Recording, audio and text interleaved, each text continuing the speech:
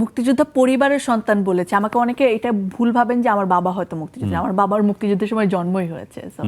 আমার দাদা মুক্তিযোদ্ধা ছিলেন এবং ওই সময়কার আমার পরিবারের অন্য সদস্য, দাদার ভাইরা সবাই মুক্তিযোদ্ধা ছিলেন। ইনফ্যাক্ট আমার দাদা মুক্তিযোদ্ধার সংগঠক ছিলেন। ওই এলাকায় তার নেতৃত্বে পুলিশ ফাঁড়িতে ওরা অভিযান চালিয়ে অস্ত্র লুট করেছেন, পাকিস্তানি হানাদার বাহিনীর ট্রলারে আক্রমণ করে তারা তাদেরকে বন্দি করেছেন অস্ত্র। এরকম অনেক গল্প আমি শুনেছি। সেই সময় যখন সার্টিফিকেট বিতরণ শুরু হলো, যে সার্টিফিকেট দেওয়া হবে, সরকার গঠন হলো নতুন, তো ওই সময় তিনি দেখলেন যে এমন অনেক মানুষ, তখনও তো রাজনীতি শুরু হয়ে গেছে, আসলে দল ভারী করার ব্যাপার হয়ে গেছে। ইনফ্যাক্ট যারা স্বাধীনতার পক্ষের শক্তি হয়ে হয়তো ক্ষমতায় গেছেন, তারাও দল ভারী করার জন্য এমন সব মানুষকে স্বীকৃতি দিচ্ছেন মুক্তিযোদ্ধার, যারা আসলে রাজাকারের ভূমিকা পালন করেছে, যারা বিরোধিতা করেছে।